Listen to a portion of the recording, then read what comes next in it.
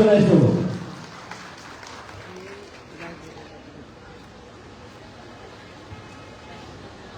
ইয়াৰ পাছতে আমি মঞ্চলৈ আমন্ত্ৰণ জনাইছো যোগদান কাৰ্যসূচী অংশগ্ৰহণ কৰিবলৈ নৱনীতা গগৈ বাইদেউ, কল্পনা গগৈ, জুবলি গগৈ, হনুমাই বৰ্মন, নিভাৰাণী গগৈ, হেমী গগৈ, ধৰ্মেশ্বৰী বাইদেউ, ভূপেন বাইদেউ আৰু দুৰাম বাইদেউ আমি তেওঁলোকক মঞ্চলৈ আমন্ত্ৰণ জনাইছো। নৱনীতা গগৈ বাইদেউ তেখেতৰ নেতৃত্বত কল্পনা গগৈ বাইদেউ আহিব লাগে। জুমালী গগৈ, হনুমাই বৰ্মন, নিভাৰাণী গগৈ, হেমী গগৈ, ধৰ্মেশ্বৰী বাইদেউ, ভূপেন বাইদেউ, তুলিৰাম গগৈ এইসকল ব্যক্তি আমি যোগদান কাৰ্যসূচী অংশগ্ৰহণ কৰিবলৈ জনাইছো।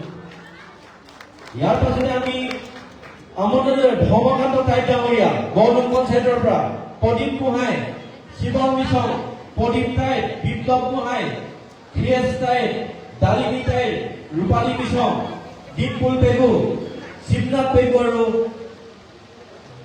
গীতেশম তুলি এইসকলক আমি মঞ্চলৈ আমন্ত্ৰণ জনাইছো। সময়ৰ প্ৰতি লক্ষ্য ৰাখি আপোনালোকে যোগদান কাৰ্যসূচীত অংশগ্ৰহণ কৰিবলৈ অনুৰোধ জনাইছো।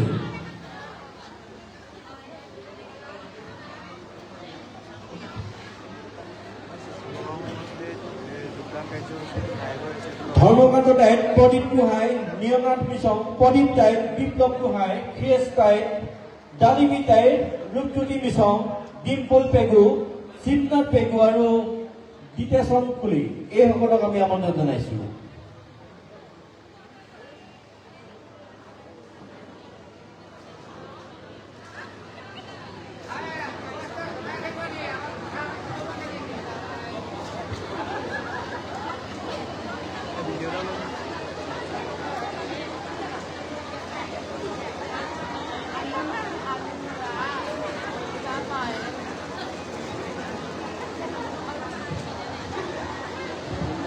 ইয়াৰ পাছতে আমি পলাশ চুতীয়া আৰু মহেন্দ্ৰ শইকীয়া, প্ৰেচিডেণ্ট TMC ধেমাজি আৰু মহেন্দ্ৰ গগৈ কংগ্ৰেছ দল এই দুইজন ব্যক্তিক আমি মঞ্চলৈ আমন্ত্ৰণ জনাইছো। পলাশ চুতীয়া আৰু মুনীন্দ্ৰ শইকীয়া তেখেতলোককো আমি মঞ্চলৈ আমন্ত্ৰণ জনাইছো। ইয়াৰ পাছতে আমি নীলক পঞ্চায়তৰ পৰা আমাৰ মাজলৈ আহিছে জুলিছ দত্ত, নীলক ঘন দত্ত, গংগাৰাম হালৈ, প্ৰফুল্ল দিহিঙীয়া, ঘন দত্ত, ৰাজীৱ শইকীয়া এই সকলোকে আমি মঞ্চলৈ আমন্ত্ৰণ জনাইছো। ইয়াৰ পাছতে চিচিক বগাঁও গাঁও পঞ্চায়তৰ পৰা আমি আমন্ত্ৰণ জনাই আনিছিলো যোগদান কাৰ্যসূচী অংশগ্ৰহণ কৰিবৰ বাবে টুটুমণি চুতীয়া, তুলুমণি চুতীয়া, নিয়না চুতীয়া, অনিতা চুতীয়া, মত্যৱতী চুতীয়া, অনিমাই চুতীয়া, হেমলতা চুতীয়া, মীনাক্ষী চুতীয়া, জুলি দেউৰী আৰু সকলোক আমি মঞ্চলৈ আমন্ত্ৰণ জনাইছো।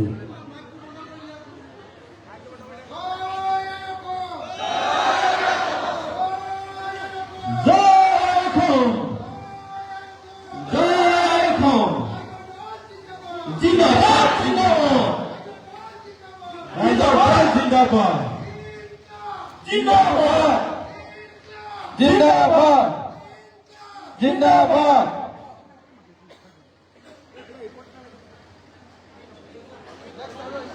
নেক্সট আমি তুলিস দত্ত, ঘন দত্ত, গংগাৰাম হালৈ, প্ৰফুল্ল দিহিঙীয়া, ঘন দত্ত, ৰাজীৱ শইকীয়া এওঁলোকক আমি মঞ্চলৈ আমন্ত্ৰণ জনাইছো।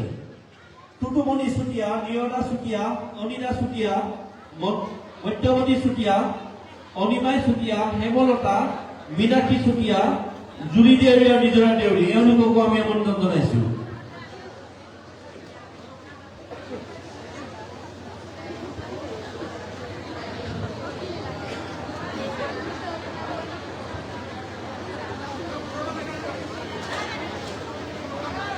ধেমাজি জিলাৰ পৰা আহিছে তৃণমূল কংগ্ৰেছ ইয়তৰ ধেমাজি জিলাৰ প্ৰাক্তন সভাপতি পলাশ চুতীয়া, তেখেতক আমি মঞ্চলৈ আমন্ত্ৰণ জনাইছো।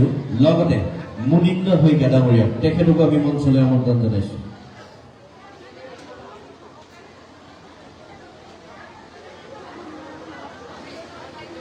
আমি ইয়াৰ পাছতে কৃষ্ণা সোণাৰী, তাৰা দাৰিক, জয়কান্ত কুলি,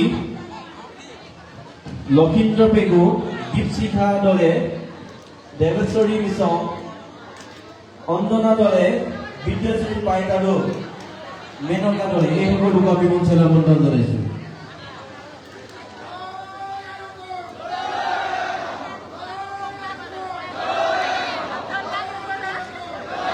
কৃষ্ণা সোণাৰী, তাৰা দাৰিক বাইদেউৰ নেতৃত্বত আমি জয়কান্ত কলি, লক্ষিন্দ্ৰ প্ৰেগু, দীপশিখা দলে, দেৱাৰাণী মিছন এওঁলোকক আমি মঞ্চলৈ আমন্ত্ৰণ জনাইছোঁ।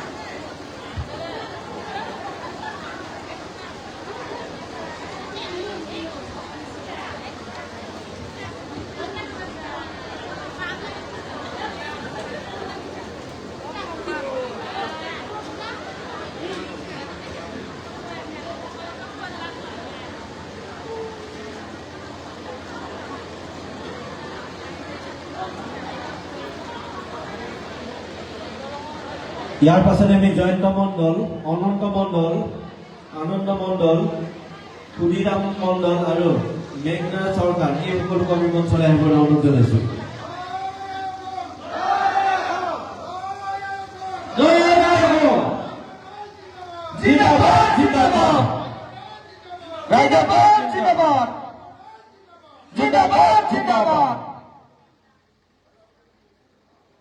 জয়ন্ত মণ্ডল, অনন্ত মণ্ডল, আনন্দ মণ্ডল, ক্ষুদিৰাম মণ্ডল আৰু মেঘনা চৰকাৰ এই সকলোক আমি মঞ্চলৈ আমন্ত্ৰণ জনাইছোঁ। আপোনালোকে সময়ৰ প্ৰতি লক্ষ্য ৰাখি আমাৰ এই যোগদান কাৰ্যসূচীত অংশগ্ৰহণ কৰিবলৈ অনুৰোধ জনাইছোঁ। সময়ৰ প্ৰতি লক্ষ্য ৰাখি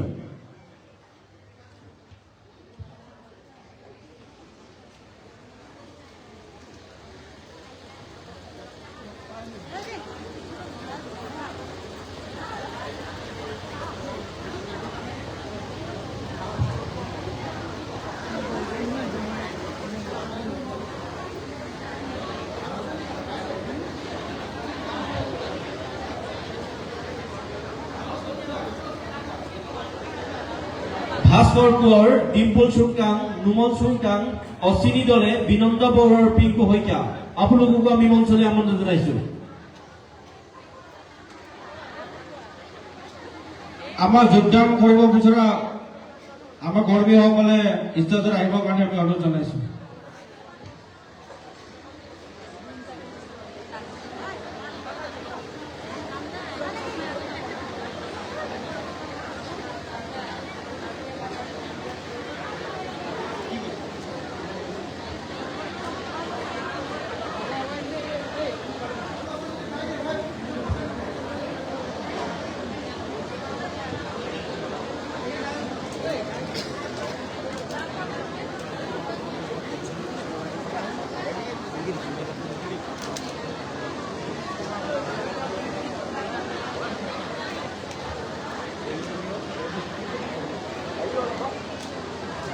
আমি যোগদান কাৰ্যসূচী ইমানে স্থগিত ৰাখিছোঁ।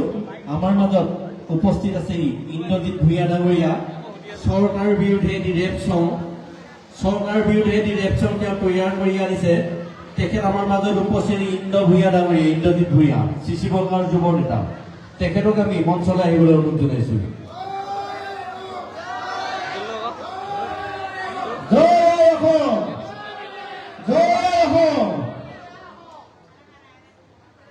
আমি সভাপতি মহোদয়ৰ পৰা 1 মিনিট সময় বিচাৰিছোঁ। আমাৰ মাজত উপস্থিত হোৱা ইন্দ্ৰজিৎ ভূঞা ডাঙৰীয়া, তেখেতে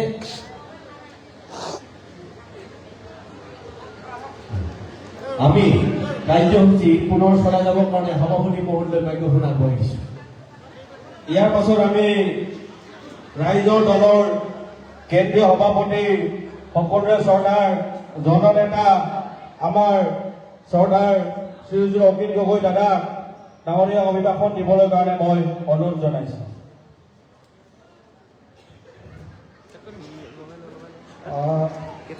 এটা কাম কৰোঁ নেকি, আমাৰ মঞ্চত যিখিনি আছে চবেই তলত বহি দিয়ক, ভালকৈ কথা বলক ধুনীয়াকৈ। আমাৰ মঞ্চত ইয়াত বহি থকাখিনি বাদ দি বাকীখিনি অলপ বহি দিয়ক, আমি ধুনীয়াকৈ কথা পাতিম। মই সকলোকে যিসকল কাষে পাজৰে আছে সকলোকে ইয়ালৈ মাতিছো, অকণমান কথা পাতিম সকলোৱে।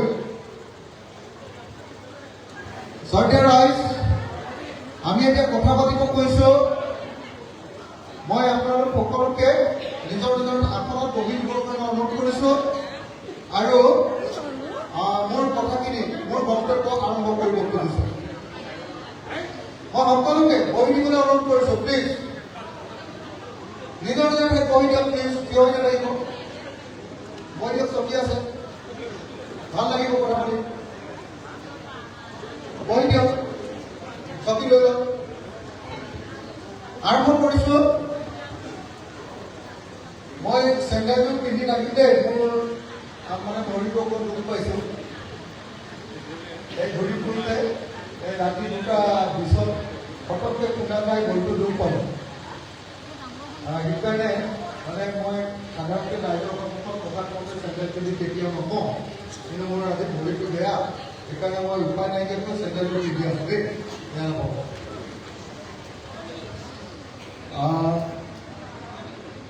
শ্ৰদ্ধেয় ৰাইজ আৰু আমাৰ ৰাইজৰ দলৰ শিৱসাগৰ সমষ্টিৰ শ্ৰদ্ধেয় নেতৃবৃন্দ আৰু কৰ্মীসকল, আজি আপোনালোকৰ লগত মই কেইটামান কথা খুব ভালকৈ খোলা খুলিকৈ পাতিব খুজিছোঁ। খুব খোলা খুলিকৈ মই আশা কৰিম যে মাজত আপোনালোকে কথা পাতি নাথাকিব কোনেও, আৰু কোনেও মোবাইল ফোনত কথা পাতি নাথাকিব, যাতে আমি খুব ধুনীয়াকৈ আমাৰ নিজৰ ভিতৰত কথাখিনি আলোচনাখিনি খুব ধুনীয়াকৈ কৰিব পাৰোঁ। মই দুটা ধৰণে কথাখিনি পাতিম। এটা হ'ল আমি চৰকাৰ কৰিলে কি কৰিম, আমাৰ ৰাইজৰ দলক ভোট দিলে কি হ'ব, মানুহৰ লাভ হ'ব, আৰু বিজেপি চৰকাৰখনে এতিয়া যিবিলাক কাম কৰি আছে সেই কামবিলাকৰ পৰা আমাৰ কি কি লাভ হৈছে আৰু কি কি লোকচান হৈছে, এই দুটা বস্তু মই আলোচনা কৰিম। প্ৰথমতে মই আজি আপোনালোকৰ লগত আলোচনা কৰিম যে যদিহে ৰাইজৰ দলে যদি চৰকাৰ গঠন কৰিব পাৰে, ৰাইজৰ দলক যদি ভোট দিয়ে, এতিয়াতো অকল মই এটাই MLA, হয়নে নহয় ৰাইজৰ দলৰ?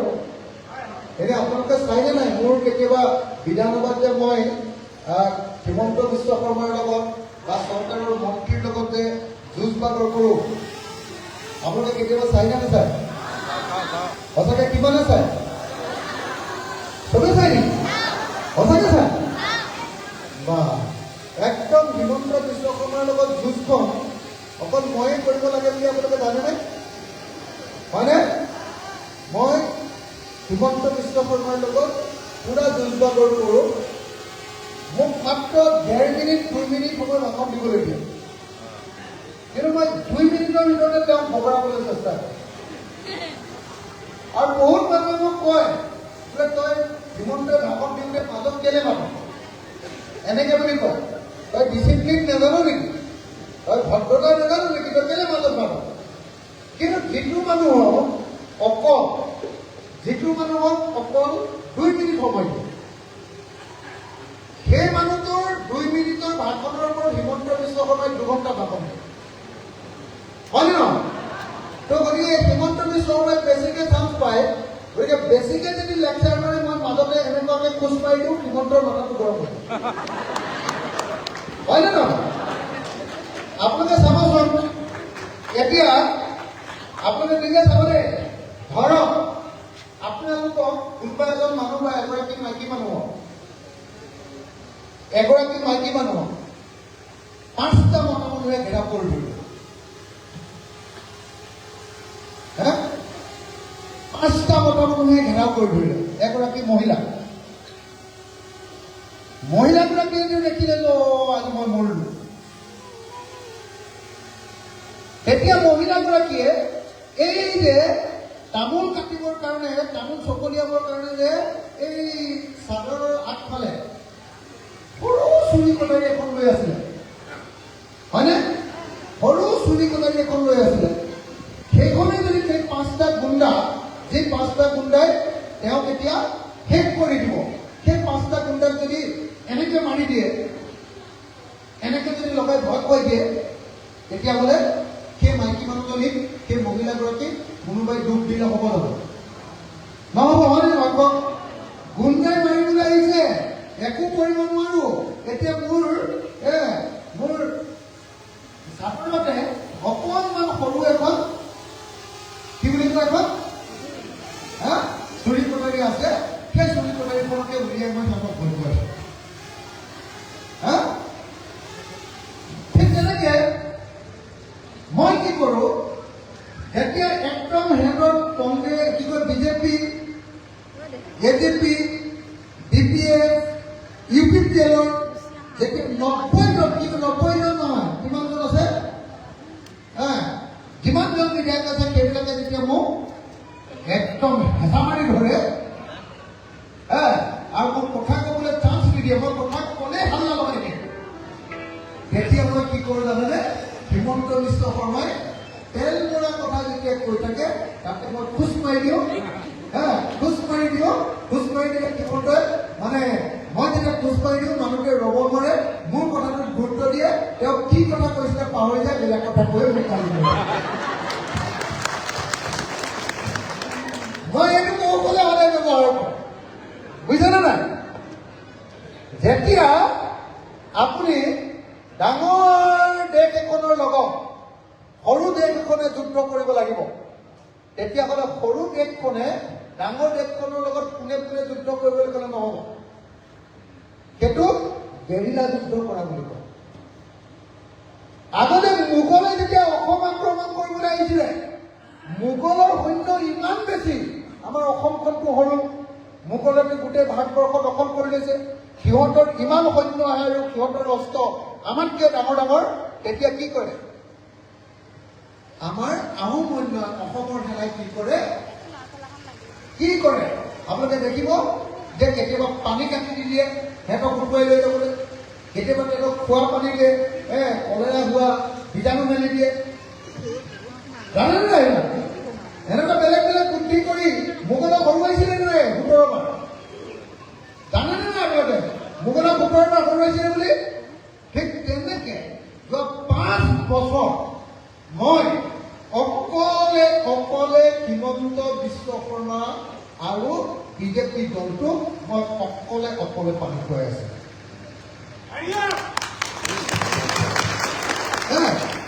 আপোনালোকে চাব কেনেকে মই পানী খুৱাওঁ দেই, আপোনালোকে চাব কথাটো। হিমন্ত বিশ্ব শৰ্মাই বিৰাট মানে কৈ থাকে, মাইকী মানুহে মহিলাবিলাকে চব মোকে ভোট দিব, মইহে অৰুণোদয় দিছো, হয়নে? মই তেতিয়া কি কওঁ জানে নাই? তেওঁ যেতিয়া ভাষণ দি থাকে মই ফটকে কওঁ, এইবাৰ আপোনালোকে চাইছিলে যদি গম পাব, মই ফটককে শুনিলো, মুখ্যমন্ত্ৰী মহোদয় আপুনি অৰুণোদয় দি বৰ ভাল কাম কৰিছে, কিন্তু আপুনি যিদিনা অৰুণোদয় দিম বুলি ঘোষণা কৰিছিলে সেইদিনা আপুনি কৈছিলে যে অৰুণোদয় অসমৰ চব মহিলাকে দিয়ে, কিন্তু এতিয়া গাঁৱৰ 100জনীৰ ভিতৰত 40জনীয়ে পায়, 60জনীয়ে নাপায়। মই কৈছিলো যে মুখ্যমন্ত্ৰী মহোদয় 100গৰাকীৰ ভিতৰত 100গৰাকীক কোনদিনৰ পৰা দিব কওক। তাৰপাছত মই আকৌ লগে কলো, মুখ্যমন্ত্ৰী মহোদয় আপুনিতো যেতিয়া অৰুণোদয় দিছিলে 830 টকা, সেইদিনাই ঘোষণা কৰিছিলে যে 830 টকা আৰম্ভহে কৰিছো, দুদিনমানৰ পাছৰ পৰা মই 3000 টকা দিম। এইখিনিতো আপোনাৰ চৰকাৰ যাবই হওক, আপুনি কোন দিনৰ পৰা 3000 টকাকে দিব কওক। হিমন্ত বিশ্ব শৰ্মাই মোক কি বুলি উত্তৰ দিলে জানে নাই?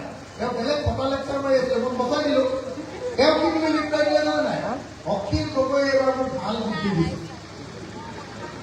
এইবাৰ ই কংগ্ৰেছক হৰুৱাবৰ কাৰণে এইবিলাক মোক বুদ্ধি দিয়ে কৈছে।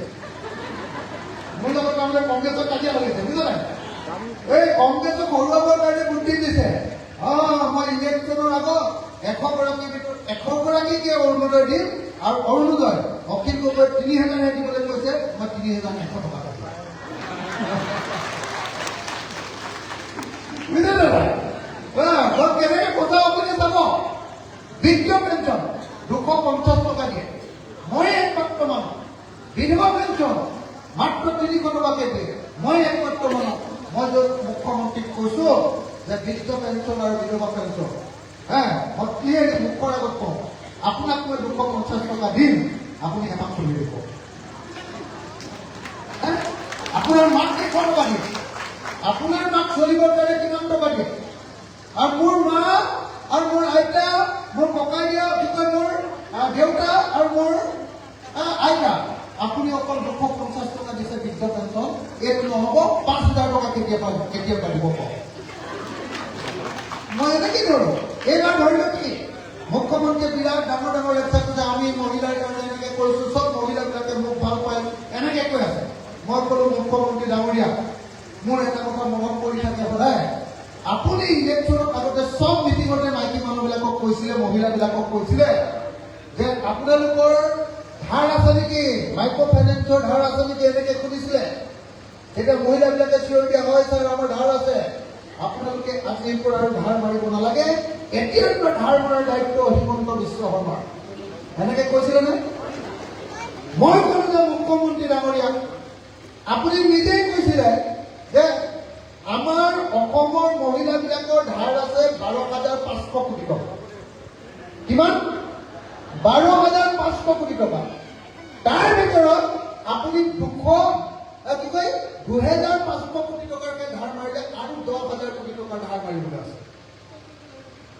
আপুনি ধাৰ মাৰিবনে নামাৰে?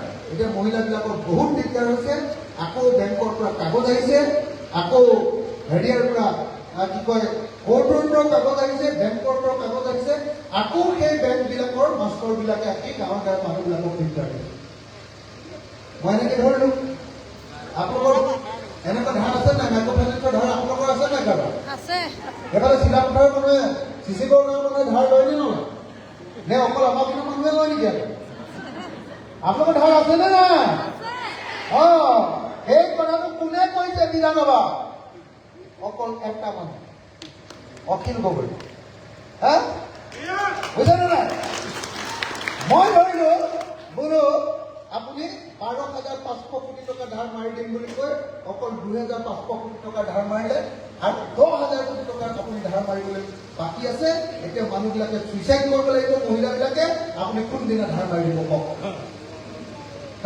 তেতিয়া তেওঁ ক'লে যে মই 40,000লৈকে ধাৰ, 50,000 টকালৈকে ধাৰ মাৰি দিলোঁ। যাৰ যাৰ 50,000 আছিলে সেইবিলাক মাৰি দিলোঁ, কিন্তু বাকী তাতকৈ বেছি টকা মানুহবিলাকৰ এইটো ধাৰটো মাইক্ৰ' ফাইনেন্সৰ ধাৰ বুলি নকয়। প্ৰথমতে নেমাৰো বুলি ক'বলৈ লৈছিলে, মই আকৌ থিয় হ'লো, লগে ক'লে না মই ধাৰ মাৰিম, অলপ লাহে লাহে মাৰিম। সঁচাকৈ আপুনি চাইনে নাই এইবিলাক? মই হ'লো আমাৰ ৰাজীৱৰ দলৰ এজনে বিধায়ক, কিন্তু অসমীয়াত এটা কথা আছে নহয়, শিয়ালৰ ডাক্তাৰ। শিয়ালৰ ডাক্তাৰ, সিহঁতৰ 90টা থাকক, মই এটাই সিহঁতক গিৰাই দিম, সদায় গিৰাই দিওঁ। হিমন্ত বিশ্ব শৰ্মাকটো মই পানীত খুৱাই দিম। এইবাৰ মোক দম দিছিলে, আপোনালোকে চালেনে নাই? মোক দম দিছিলে, তই বৰ বেছি কথা মোক ওলাইছ, তই আন্দোলন কৰি এটা মানুহক জ্বলাই মাৰিছ, এনেকে কৈছে। চাইছিলে নাই বোলে? এটা মানুহ এনেকে আত্মজাতিছে, এনেকে ক'লে। মই তেতিয়া তেওঁক ক'লো, মোৰ মানুহে মাটিৰ পট্টা পাবৰ কাৰণে আন্দোলন কৰি মৃত্যু হৈছে, কিন্তু আপুনিতো উজান বজাৰৰ শৰ্মা নামৰ মানুহ এটা গুলিয়াই মাৰিছিলে।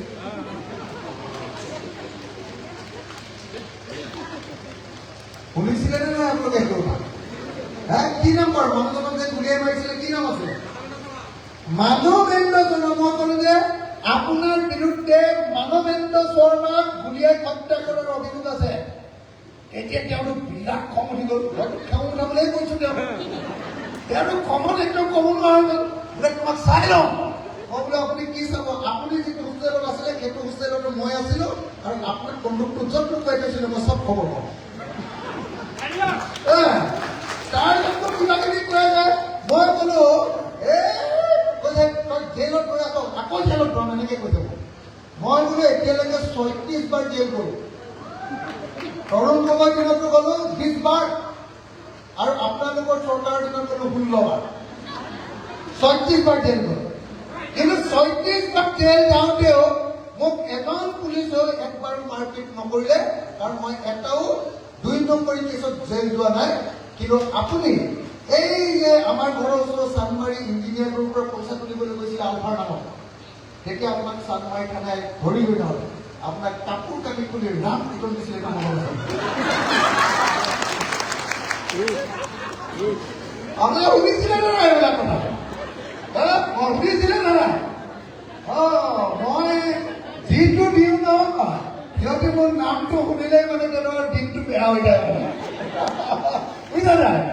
নামটো শুনিলে সেইকাৰণে সিহঁতে মোক কি কৰিছে এতিয়া, মোক মানে বদনাম কৰিবৰ কাৰণে মোৰ নামটো দিছে চুমা বাবা। জানে না? বোলে মহিলা দেখিলে ৰ'ব নোৱাৰে, চুমা খাই দিয়ে। মোক বদনাম কৰিব। ই বোলে মিয়া মানুহৰ ওচৰলৈ যায়, মিয়া মানুহকো চুমা খাই দিয়ে। এনেকে বোলে মোক বদনাম দিছে, বুজিছে? মোৰ কাৰণে আকৌ কথাটো হ'ল, মই তেওঁক তেতিয়া কৈছো, মই বোলো মোৰ মাক আকৌ মই মা বুলিয়ে ভাবোঁ, আৰু মোৰ মাৰ মানুহবিলাকক চব মা বুলিয়ে ভাবোঁ, মোৰ আইতাৰ সমান মানুহবিলাকক মই মা বুলিয়ে ভাবোঁ, আৰু মোৰ মা আৰু মোৰ আইতাৰ সমান মানুহবিলাকক মই আকৌ মা বুলিয়ে শ্ৰদ্ধা কৰোঁ, মৰম কৰোঁ। কেতিয়াবা তেওঁলোকে মোক চুমা খাই দিয়ে, ময়ো খাই দিওঁ, কিন্তু সেইটো চুমা প্ৰেমিকে খোৱা চুমা নহয়। হয়নে নহয়? হয়নে নহয় বাৰু? মই মানুহক ভাল পাওঁ কাৰণে মোক সিহঁতে কি কৰে, মোক মানে পচাব খোজে, এই তই মহিলাক এনেকে সাৱটি দিয়, এনেকে সাৱটি ল। আৰে ভাই, নিজৰ মাকৰ লগত, নিজৰ আইতাকৰ লগত, নিজৰ ভগৱন্তৰ লগত মানুহ কেনেকে থাকে? এনেকে ঘূৰে ঘূৰে থাকিব নেকি দৃষ্টি ভাঙিব? হয়নে নহয়? গতিকে মই একদম সিহঁতক ধূনা বাজ কৰিম।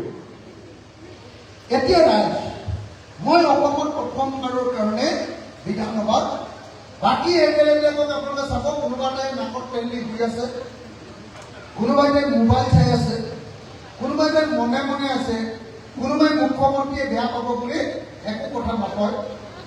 মই 24 ঘণ্টাই সিহঁতৰ মাথা গৰম কৰি থাকোঁ।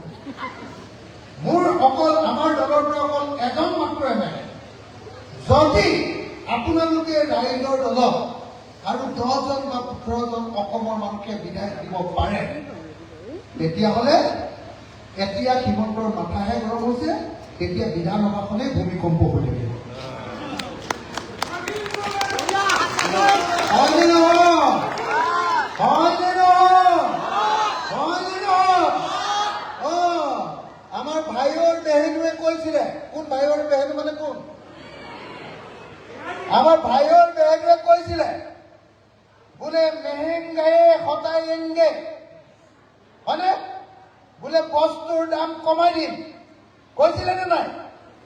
আমাৰ প্ৰশান্ত ফুকন বিজেপিৰ গৰু গাড়ীখনত এই গেছ চিলিণ্ডাৰটো লৈ যোৱাত আপোনালোকৰ মনত আছেনে নাই? আছেনে নাই? আমাৰ বিজয়া চক্ৰৱৰ্তী বাইদেৱে যে ইয়াতে পিঁয়াজৰ মালা এডাল ৰাখি থৈছিলে, দেখিছেনে নাই? দেখিছেনে নাই? দেখিছেনে নাই? মনত আছে নাই? এতিয়া যেতিয়া বিজেপিয়ে নিজে অৰ্ডাৰ কৰিলে 3 টকাৰ নিমখৰ দাম কেইটকা হ'ল? কেইটকা হ'ল? বিজেপি অহাৰ আগতে 1 কেজি নিমখৰ দাম 3 টকা আছিলে, এতিয়া কেইটকা হ'ল? 20 টকাৰ পৰা 25 টকালৈকে আমি সাধাৰণ মানুহে খোৱা নিমখৰ দাম 20 টকাৰ পৰা 25 টকালৈ হ'ল। ভাইৰ বেহেনুৱে বস্তুৰ দাম নকমালে, বস্তুৰ দাম বঢ়াই আমাৰ পৰিৱেশ খাই। হয়নে নহয়? হয়নে নহয়? হয়নে নহয়? হয়নে নহয়? মানুহবিলাক মিলাই মিলি এনেই কাম নাই। মোৰ লগত কথা পাতিলে কথা পাতি থাকিব লাগিব দেই, এনেকে মেঘা মেঘ কৰি থাকিলে নহ'ব, আৰু মোবাইল চাই থাকিলে নহ'ব দেই, একদম কথা পাতি থাকিব লাগিব। মই ভাষণ নিদিয়ে, মই কথাহে মই কৰে। হয় নে নহয়? এতিয়া আপোনালোকে কওক, মুঠি হোৱাৰ আগতে এটা মুৰ্গী কণী, কুকুৰাৰ কিমান, এটা মুৰ্গী কণীৰ দাম আছিলে 3 টকা। এতিয়া এটা ব্ৰইলাৰ মুৰ্গী কণীৰ দাম কিমান? 10 টকা। দাম বাঢ়িলে নে কমিলে? বাঢ়িলে নে কমে? তেতিয়াহ'লে কেলে আপোনালোকে আকৌ এবাৰ এইবোৰ কেলে দি থাকে? এইবোৰ নিদিব। সিহঁতক একদম ধৰি এবাৰ ব্ৰহ্মপুত্ৰত দলিয়াই মেলি বুজিছেনে নাই? হিমন্তই বেলেগৰ আগত ফটো লেকচাৰ দিব পাৰিব, মোৰ আগত দিব পাৰিব নেকি? হিমন্তই কটন কলেজত পঢ়িছে, হিমন্তও কটন কলেজৰ জেনেৰেল ছেক্ৰেটাৰী আছিলে আৰু ময়ো কটন কলেজৰ জেনেৰেল ছেক্ৰেটাৰী আছিলোঁ। মোৰ লগত পাৰিব নেকি হিমন্ত? হিমন্তই অকল ডিবেট কৰে, মইতো পুৰা কিতাপ পঢ়োঁ। সি জীৱনত আজিলৈকে কিজানি ভাল এখন কিতাপো পঢ়িব। মইতো মোৰ ঘৰৰ কিতাপেৰে ভৰ্তি কৰিছোঁ। মইতো ভয় নকৰোঁ নহয়, একদম যুদ্ধ। যুদ্ধ। সেইদিনা আপুনি জানে নাই কালি হিমন্ত বিশ্ব শৰ্মাই কি কৈছে মোৰ বিষয়ে? মই ক'লো হিমন্ত বিশ্ব শৰ্মাই কৈ থাকে বোলে এইবাৰ অখিল গগৈ হাৰিব শিকোৱা। মই ক'লো ঠিক আছে, মই এবাৰ হাৰিম। তোমালোকৰ যিকেইটা মানুহক বিচাৰ এটাই মোক কৰিব মন। মই ক'লো তুমি যদি সঁচাকে মোক কৰিবলৈ মন আছে, তুমি মোৰ লগত ইলেকশ্যন কৰিবলৈ শিকোৱা। চেলেঞ্জ কৰা মানুহ, চেলেঞ্জ কৰা মানুহ। মই কৈছো যে ঠিক আছে, তুমি মোৰ লগত খেলিবা, আহিব। এনেকে চেলেঞ্জ কৰিলো। কালি কি বুলি কৈছে জানে নাই? এনেই কিতাপ দৰকাৰ থাকে, কালি একদম নাই। মই ইমান দূৰত থাকো, মই গুৱাহাটীত থাকো, শিৱসাগৰৰ চৌকাত মই চিনিয়ে নাপাওঁ। মই সেইখিনি মানুহৰ লগত ভোট খেলিবলৈ গ'লে কি হ'ব? সেই মানুহবিলাকৰ প্ৰতি মই কামেই কৰিব নোৱাৰিম। ইমান ভদ্ৰলোক ওলাইছেনে? জানে যে মোৰ লগত ইলেকশ্যন খেলিবলৈ আহিলে এক চাপতে সৰুৱাই দেৱৰ জীৱনৰ তেওঁৰ পলিটিকেল কেৰিয়াৰ সেইদিনাই খেলে। হয় নহয়? এইটো উজনি অসম হয় ভাই, এইটো উজনি অসম হয় ভাই, এইটো গুৱাহাটী নহয়। ইয়াত তুমি আমাৰ খাটি মানুহকে জিকাব, তোমাৰ নিচিনা চৈতানক ইয়াত নিজিকায়। হয় নে নহয়? হয় নে নহয়? মোক কেতিয়া কথা কোৱাচোন, মই চিচিবৰ গাঁৱত যদি ইলেকশ্যন খেলো, মই জিকিম নাহে? খুব ভালকে কাম জিকিম নাহাৰিম? কিমান জনৰ মতে মই হাৰিম? মই হাৰিম কিমান জনৰ মতে? হাত ডাঙৰচোন। হাৰিম বুলি কোৱা মানুহ, মই হাৰিম বুলি কোৱা মানুহ কিমান আছে? চিচিবৰ গাঁৱত আপোনালোকৰ মতে কিমান জনৰ মতে মই হাৰিম? হাত ডাঙৰ। আপোনালোকৰ কিমান জনৰ মতে মই চিচিবৰ গাঁৱত জিকিম? হাত ডাঙৰ। জিকিম। ইয়ালৈ নহ'লে হিমন্তক মাতি দিওঁ নি? দুইটাই খেলো। মাতি দিওঁ নেকি? পাৰিম নাই? হিমন্তক গিৰাব পাৰিম নাই? ইয়াত পাৰিম নে নাই? আমাৰ খাটি খোৱা মানুহবিলাক আছেনে নাই? গিৰাই দিন গম পোৱা নাই। সেইকাৰণে মই ভয় নকৰোঁ। মই কওঁ বোলে ইমান গম আছে হয় নহয়? মোক তেনেকুৱা লেটেন কথা কৈ নাথাকিম। মই এনেকে কওঁ, শিৱসাগৰৰ মানুহে মোক জেলত থাকোঁতে ভোট দিছে, তই জেলত থাকি এদিন ভোট লৈ জিকি দেখাব।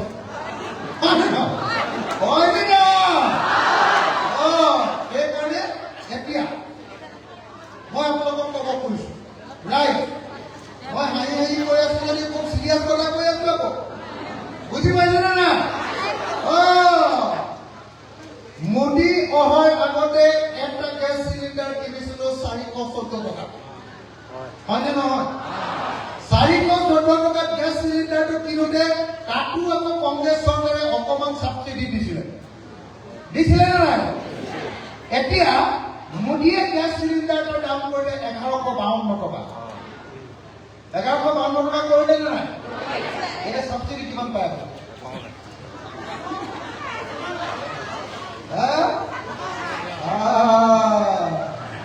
দেখিছেনে নাই মোদীয়ে কেনেকে ইমান ধুনীয়া ধুনীয়া কথা কয়? দেহেন ভাবিলে ভাবিব আজিতো অকণমান হাঁহি বুলি ক'লে যেতিয়া চিন্তা নাই। তাৰ পাছত দিলে লুটি মোৰ পকেটত 414 টকাৰ গেছ চিলিণ্ডাৰটো 1152 টকা কৰি দিলে। হয়নে? সেইকাৰণে মই আপোনালোকৰ পৰা এটা শপত বিচাৰি আহিছো, মোক ফাঁকি কথা ক'লে নহ'ব।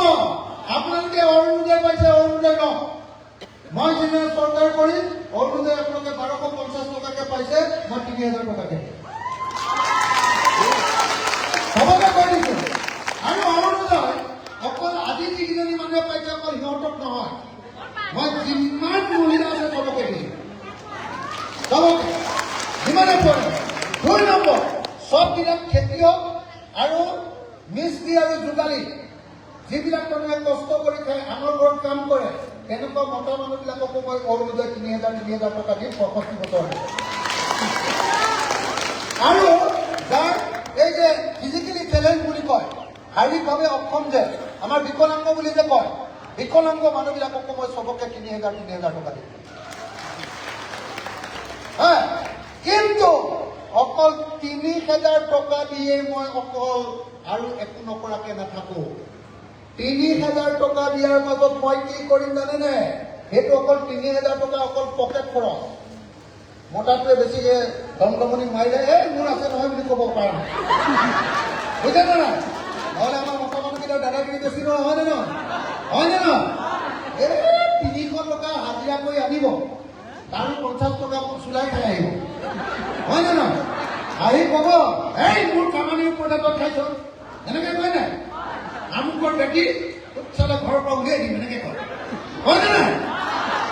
সি গমেই নাপায় যে সি কাম কৰিবলৈ যোৱাৰ আগত ৰাতিপুৱা শুই উঠি চোতালখন কোনে ঝাৰু দিলে, কোনে চাহ বনাই দিলে, কোনে তামোলখন কাটি দিলে, কোনে 3বাৰ ভাত ৰান্ধি খোৱালে, কোনে গৰুকেইটা টানি আনিলে, কোনে খৰিকেইটা আনিলে, কোনে আকৌ ৰাতি ভাত ৰান্ধিলে, আকৌ বেচেৰাই চুলাই খাই আহি শুব যে তাৰ কাৰণে আঁঠুৱাটো আকৌ ঘৰলৈকে কৰি দিলে, হয়নে নহয়?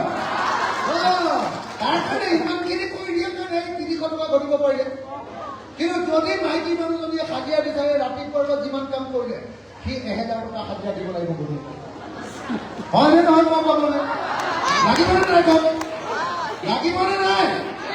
লাগিবনে নাই? মই এতিয়া চব মতা মানুহবিলাকক কৈ দিছো আকৌ দেই, মই মাইকী মানুহক ফেলি আহে কেতিয়াবা মাইকী যেতিয়া গণ্ডগোল কৰে মই মতা মানুহৰ ফেলি মই যি দুৰ্বল তাৰ ফেলি, যি অলপ দুৰ্বল মানে কি গম পাইছে নহয়? যাৰ পইচা কম, যি দুৰ্বল, ধনীটোৱে দম দিয়ে, মই দুখীয়াটো পক্ষ, মতাটোৱে দম দিলে মহিলাগৰাকীৰ পক্ষ, আৰু মাইকী মানুহজনী যদি বেছি ওপৰলৈ উঠে তেতিয়াহ'লে মতা মানুহৰ পক্ষ। মাইকী মানুহো আজিকালি কম নহয়, হয়নে নহয়? হয়নে নহয়? হাফ পেণ্ট পিন্ধি খুব ৰিল বনাবলৈ ধৰি আছে,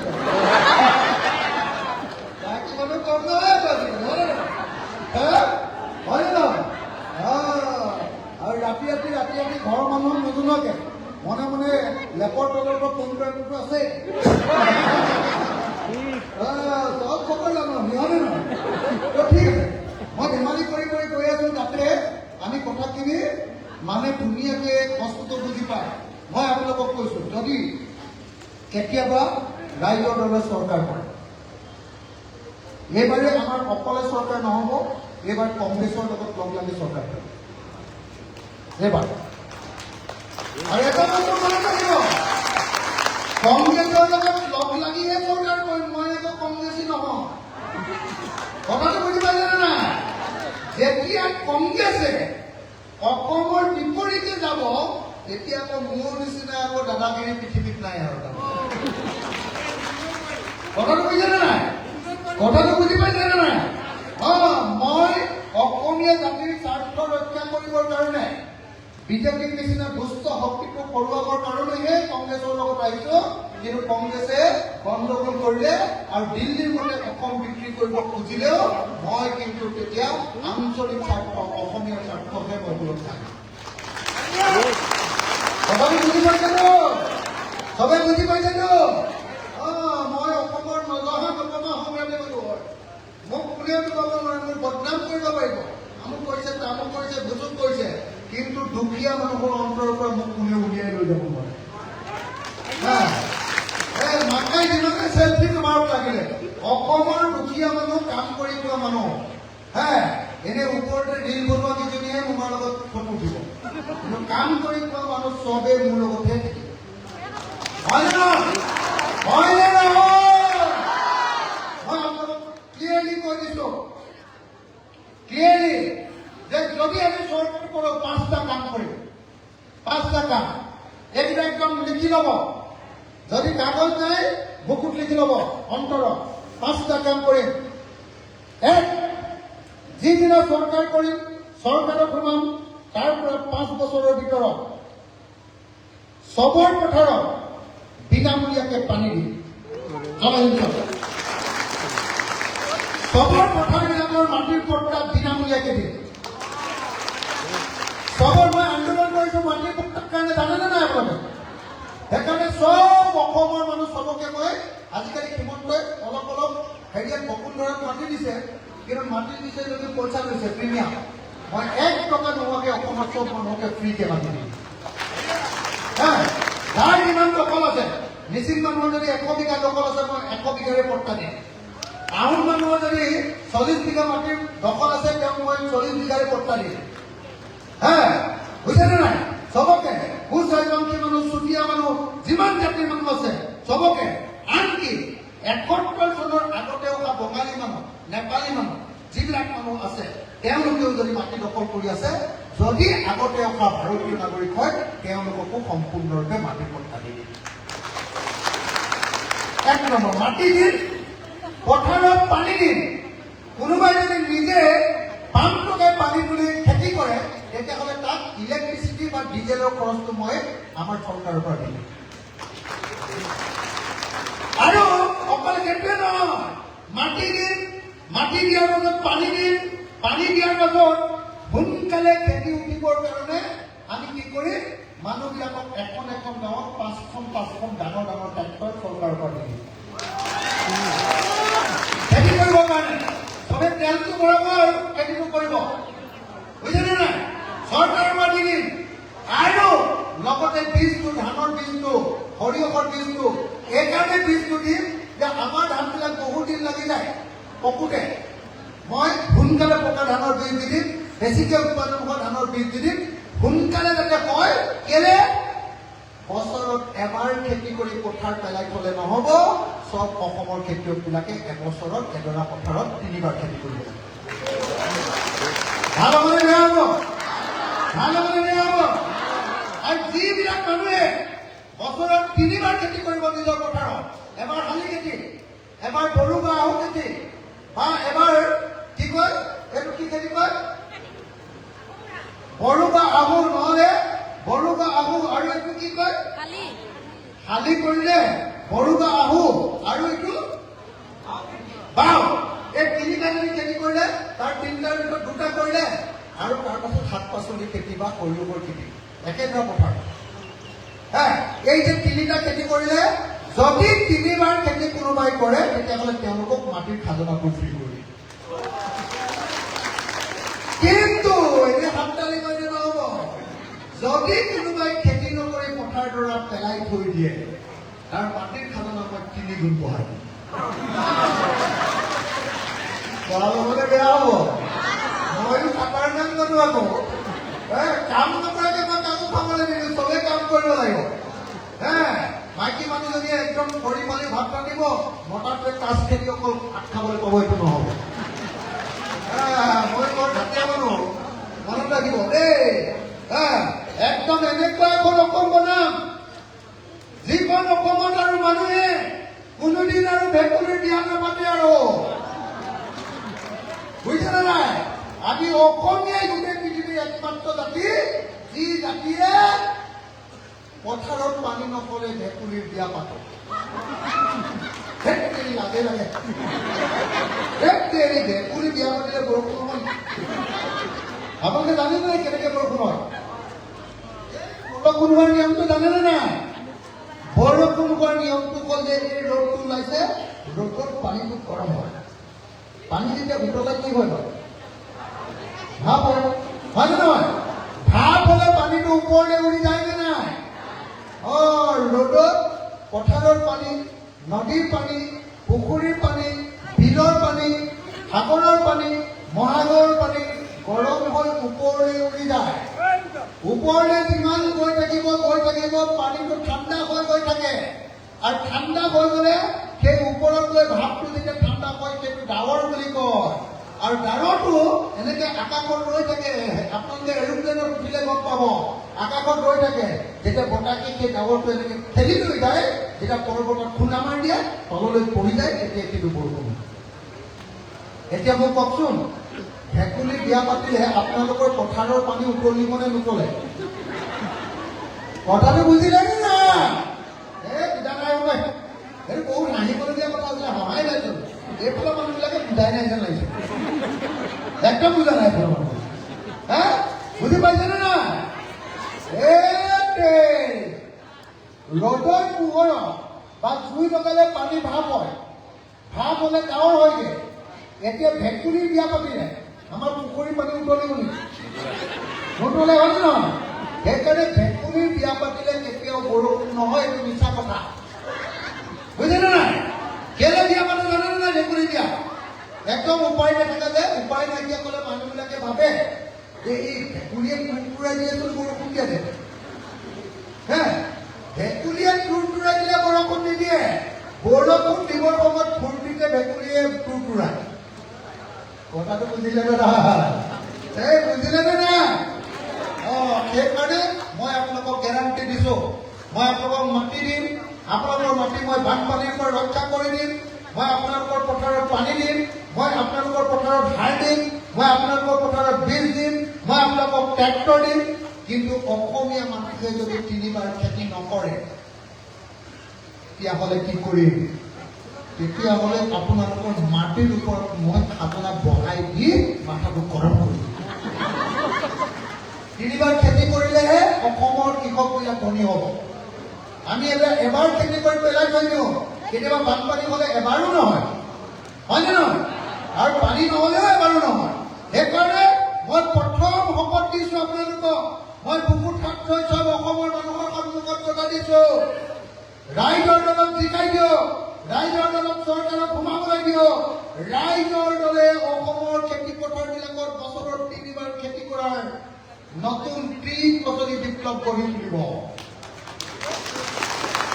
আৰু 3বাৰ যদি খেতি কৰে কি হ'ব আপোনাৰ যদি 10 বিঘা মাটি আছে 3বাৰ খেতি কৰিলে কেইবিঘা হ'ব 30 বিঘা আৰু যদি 30 বিঘা মাটি খেতি কৰে তেতিয়াহ'লে হিমন্তৰ 1250 টকা মূল্যও হ'ব হয়নে নহয় তেতিয়া কি কৰিব পাৰিব তেতিয়া আপোনালোকৰ ঘৰত পোৱা বৰা চাউল 1 বস্তা নহ'লে বা জহা চাউল 1 বস্তা একদম লৈ গৈ হিমন্তক ক'ব পাৰিব এই বদমাছ তই আৰু পইচা দেখাবি 2 নম্বৰী নকৰিবি দালালি নকৰিবি মোৰ ঘৰত পোৱা 1 বস্তা বৰা চাউল দিছোঁ তাকে খা আৰু আজিৰ পৰা বন্ধ নকৰিবি দেই জহনীটো আপুনি ধৰিবি ভাল হ'বনে বেয়া হ'ব ভাল হ'বনে বেয়া হ'ব এতিয়া তেওঁ আমাক 1250 টকা দিছে মোৰ চৰকাৰ যদি কয় আমাৰ চৰকাৰ যদি কয় হিমন্তক মই এক বেগ চব খেতিয়কৰ ঘৰৰ পৰা বৰা চাউল দিম ভাল হ'বনে বেয়া হ'ব আৰু বৰা চাউলৰ পৰা বনোৱা অলপ আপং পানীও দি দিম বামুণ মানুহ খাই দিবহি তাত গুচি যাব নাই হয়নে নহয় হে বামুণ মানুহ আপং পানী আমাৰ সাজ পানী কৈ দিম আহোম মানুহ আছে নে নাই আমাৰ সাজ পানী একদম অচল ৰহিটো দি দিম তাক খাই পাতলা হৈ যাব বামুণ মানুহ সাজ পানী কিমান খাব পাৰিব হয়নে নহয় ৰহি দি দিম আৰু চাইমত দি দিম হয়নে নহয় হিমন্ত পাতলা হৈ কৰি থাকিব তাৰপিছত আৰু কি 2 নম্বৰ কৰিবলৈ সময় নাপাব হয়নে নহয় এনেকুৱা মই কি কৰিম বুলি ক'লো প্ৰথম কামটো মই জানিছো আপোনালোকে পাহৰি গ'ল মই সেইকাৰণে কৈছিলো ভিতৰত লিখি ল'ব লাগিব কি কৰিম আৰে কি কৰিম চৰকাৰ হ'লে কি কৰিম 1 নম্বৰ অসমৰ পথাৰবিলাকত এতিয়া এবাৰ খেতি কৰি 3বাৰ অতি কমেও 3বাৰ খেতি কৰাৰ ত্ৰিফচলী বিপ্লৱ কৰিম বছৰৰ 12 মাহে খেতি কৰাৰ বিপ্লৱ কৰিম আৰু আমাৰ প্ৰত্যেকজন খেতিয়ককে মই ধনী কৰি পেলাম ভাল হ'বনে বেয়া হ'ব ভাল হ'বনে বেয়া হ'ব 2 নম্বৰ কি কৰিম 2 নম্বৰ একদম মনত ৰাখক হিমন্ত আৰু 100 বছৰ চিফ মিনিষ্টাৰ ক'লেও অসমীয়া মানুহ ধনী নহয় হিমন্তই আৰু 100 বছৰ ধনী হ'লে হিমন্ত একদম চন্দ্ৰত থাকিব পৰাকৈ তাৰ পইচা হৈ যাব আৰু আমি চববিলাক নৰকত গুচি যাব লাগিব হয়নে নহয় হয়নে নহয় ভালকে কথা নাই হয়নে নহয় হয়নে নহয় সকলো মানুহকেইটা বেছি গহীন হৈ আছে সিহঁতক অকণমান একদম গহি হৈ আছে, একদম মানুহে নামাতে, একদম বিৰাট যেন একদম হেৰি মানুহ আৰু এইবিলাক মানুহবিলাক কেলে মতা নাই? অলপ বিজেপি মানুহ সোমাই আছে নেকি কেইটামান? আমনি পাইছে নেকি কথাখিনি? আমনি পাইছে নেকি? ঠিকে আছে নে? আৰু 5 মিনিটমান কম নে নকম? কম। এতিয়া মানুহকেইটা থিয় হলেই নহয় ইফালে ইফালে যাবলৈ। আমাৰ মানুহবোৰ ৰবই নোৱাৰে, 10 মিনিট থাকিলে নুঠিবলৈ যাবই লাগিব। আৰু 15 মিনিট থাকিলে চাহ খাবলৈ পাবই লাগিব। মিটিংখন বেয়া আহিছোহে ঘৰৰ পৰা, খাব হলেই নে? হয় নহয়? কাম একোৱে কৰা নাই, এই ৰিক্সাখনত আহিছো, এইডোখৰত নামি ভোক লাগিল। হয় নে নহয়? এতিয়া 2 নম্বৰ কাম। মই সঁচাকে কৈছো, মই ধেমালি কৰি কৰি কৈছো যদিও কিমান ডাঙৰ কথা কৈছো, যিবিলাকে বুজি পাইছে নহয়। ইমান ডাঙৰ কথা কৈছো যে অসমীয়া জাতিটোক পুৰা ধনী কৰি দিবলগীয়া কামকেইটাৰ কথা কৈ আছো। যদি বুজি পাইছে পাইছে, আৰু বুজি নাই পোৱা যদি কল আৰু যদি বুজি পোৱা নাই আৰু কল আৰু এইকেইটা মানুহে বুজি নাপায় আৰু গম পাব। ইমান সহজকে ধেমালি কৰি কওঁতে যদি বুজি পোৱা নাই, তেতিয়াহ'লে ভালকে কৰিতো আৰু বুজি নাপায়। হয় নহয়? 2 নম্বৰ একদম ইয়াত হৃদয়ত খেতি ল'ব লাগিব। 2 নম্বৰ কি কাম কৰে? যিদিনা অখিল গগৈ চৰকাৰলৈ আহিব, যিদিনা ৰাইজৰ দল চৰকাৰলৈ আহিব, 2 নম্বৰ কামটো কৰে। আজি আপোনালোকে টিভিত দেখিছে নে নাই? শদিয়াৰ মানুহবিলাকে আলু খেতি কৰি ৰাস্তাত পেলাই দিছে, দেখিছে নে নাই? কেলে? আলু খেতি উৎপাদন কৰোঁতে 1 কেজি আলু উৎপাদন কৰোঁতে 12 টকা খৰচ হয়, পাইছে 7 টকা, 5 টকা লোকচান। সেইকাৰণে ৰাস্তাতে পেলাই দিছে। হয় নে নহয়? আমাৰ উজনি অসমৰ মানুহবিলাকে চাহপাতৰ খেতি কৰে, চাহপাতৰ খেতি কৰে, চাহপাত বিক্ৰী নহয়, ৰাস্তাতে পেলাই দিয়ে।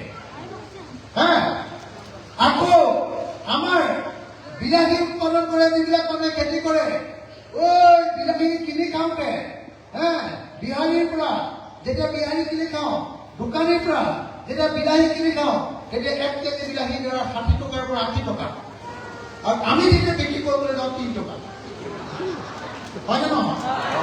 মই আপোনালোকক গেৰাণ্টি দিছো, মই আপোনালোকক 20টা এনেকুৱা ফচল, ধান, সৰিয়হ, মৰাপাট, শাক পাচলি, এনেকুৱা 20টা ফচলৰ ওপৰত মই আপোনালোকক আচল দাম, তাৰমানে যদি উৎপাদন কৰোঁতে 5 টকা খৰচ হৈছে, আচল দাম মানে হ'ল 5 × 3 15 টকাকে মই 1 কেজিত আপোনালোকক দাম দিম। চৰকাৰে যে ধান কিনি কৈছে, দেখিছেনে নাই? তেনেকে হয় মই ধানটো আৰু শাক পাচলিবিলাক চৰকাৰে কিনি লওঁ, আৰু যদি চৰকাৰে নিকিনো তেতিয়াহ'লে কি কৰিম? এখন আইন বনাই দিম যে ইমান টকাতকে যদি বিলাহী কম দামত কিনিছ, ইমান টকাতকে যদি কবি এইবাৰ কম দামত কিনিছ, যিটো বেপাৰীয়ে কিনিছ সেইটো আৰু বেপাৰ কৰিব নালাগে, সি জেলত ভাত খাই ভাত দিব। ভাল হ'বনে বেয়া হ'ব? ভাল হ'বনে বেয়া হ'ব? মই আপোনালোকক কৈ থৈ গ'লো, মই আপোনালোকক খেতি যেনেকে কৰাম, খেতি কৰা বস্তুটোৰ আচল দাম দিম, 5 টকা খৰচ হ'লে 15 টকা দাম দিম, যাতে চব খেতিয়কবিলাক আমাৰ ধনী হ'ব পাৰে, আৰু কোনো খেতিয়কে যাতে হিমন্ত ওচৰলৈ PMAY ঘৰটো দে বুলি 1,30,00,000 টকাৰ ঘৰটো দে বুলি যাব নালাগে। চব খেতিয়কে যাতে 3 বছৰ খেতি কৰাৰ পিছত নিজৰ ঘৰটো RCC কৰিব লাগিব পাৰে। ভাল হ'বনে বেয়া হ'ব? আৰু লেট্ৰিনটো যাতে টাইলছ লগাব পাৰে, লেট্ৰিনত, বাথৰুম আৰু লেট্ৰিন। আমাৰ লেট্ৰিনটো ইমান লেতেৰা নহয়, লেট্ৰিনৰ যিটো বাল্টি আছে, আমাৰ ওচৰৰ মানুহক বিয়া হওঁতে তাৰ পৰা আমাৰ টেকেলিটোতে পানী পৰা দিছো। হয়নে নহয়? বেছিভাগ বিলাকৰ মানুহবিলাকৰ সেই টেকেলিটো লেতেৰা হেন্দুৱে অকমান বগা বগা ফুট কিছুমান হৈ থাকে, গোটেই পানী ভিতৰলৈ সোমাই যায়। গম পাইছেনে নাই? আমি দুখীয়া মানুহবিলাকে এতিয়াও খুব ভগা ঘৰত, পানী পৰা ঘৰত, বেয়া ঘৰত, খাবলৈ ভাল নথকা খাদ্য, হাগিবলৈ ভাল এটা পাইখানা নাই, গা ধুবলৈও এতিয়া বাহিৰতে ধুব লাগে, এনেকুৱা পৰিস্থিতি আছো। মই যিদিনা চৰকাৰ কৰিম 3 বছৰৰ ভিতৰতে চব মানুহে নিজৰ নিজৰ ঘৰবিলাক পকা কৰিব পাৰিব আৰু লেট্ৰিন বাথৰুমবিলাক টাইলছ লগাই ধুনীয়া ব্যৱস্থা কৰিব পাৰিব। আৰু এই যে আমি পকৰ ধৰোঁতে পানী যে লগাওঁ, সেই পানীটো একদম পাইপত খিচখিচকে মাৰি লগাওঁ। ভাল হ'বনে বেয়া হ'ব? ভাল হ'বনে বেয়া হ'ব? তেতিয়াহে বেমাৰ নহয়। নহ'লে যদি পেলাই থকা পানী লগাই দিয়ে ইয়াত, চব ফিটা পেলু পাই যিমান বেমাৰ আছে চব বেমাৰবিলাক আমাৰ সেইকাৰণে হয়। কথাটো মই ধেমালি কৰি কৈছো, কিন্তু সঁচা কথা কৈছো। গম পাইছেনে নাই? গম পাইছেনে নাই? মই অসমীয়া মানুহক ধনী কৰাৰ কথা কৈছো। মই ইয়াত হিন্দু মুছলমানৰ ৰাজনীতি কৰিবলৈ অহা নাই। মই ইয়াত মিচিং অনামিচিঙৰ ৰাজনীতি কৰিবলৈ অহা নাই। ইয়াত মই আহোম অনাহোমৰ ৰাজনীতি কৰিবলৈ অহা নাই। মই ইয়াত থকা চব জাতিৰ মানুহক ধনী কৰি দিবৰ কাৰণে আপোনালোকৰ ওচৰত আহে। সঁচাকে ভাল হ'বনে বেয়া হ'ব? যদি সঁচাকে ভাল হ'ব, একেলগতে ভালকে ধুনীয়া হাত লাগি এটা বজাওকচোন মই। ভাল হ'ব? এতিয়া 3 নম্বৰ কাম কৰিব। মই দুটা কথা ক'লো, কি কৰিম? চবৰ পথাৰত বছৰত 3 বাৰ খেতি কৰাৰ কাৰণে চব ব্যৱস্থা কৰি দিম। 2, পথাৰত যিমান বস্তু উৎপাদন হ'ব তাৰ আচল দাম দি দিম। 3, গাঁৱে গাঁৱে ভঁৰাল বনাম। ভঁৰাল কেলে? নহ'লে কল্ড ষ্টৰেজ বনাম। কেলে? ঠাণ্ডা ঘৰ, বৰফৰ ঘৰ বনাম। কেলে? আপোনালোকৰ পৰা যিবিলাক বস্তু কিনিম সেইবিলাক মই ভঁৰালত ভৰাম। প্ৰথম কথাটো বুজিছেনে? আপোনালোকৰ পৰা মই যিবিলাক বস্তু কিনিম সেইবিলাক ভঁৰালত ভৰাম। যেতিয়া বিলাহীৰ দাম 3 টকা হ'ব তেতিয়া মই ভঁৰালতে ৰাখিম। যেতিয়া বিলাহীৰ দাম 50 টকা হ'ব তেতিয়া মই দিল্লীলৈ পঠিয়াম। কথাটো বুজিলে নে? আপোনালোকৰ পৰা যে মই 15 টকা বিলাহী কিনিছিলো, 50 টকা যেতিয়া বিক্ৰী কৰে কিমান লাভ হ'ল? 35 টকা লাভ হ'ল। যে 35 টকা লাভ কৰোঁতে খৰচ হ'ল 15 টকা, বাকী 20 টকা যে থাকিলে সেই 20 টকাৰ পৰা আকৌ 10 টকা আপোনালোকক আকৌ কৰি ঘূৰাই দিম। তেতিয়া ধনী হ'বনে না?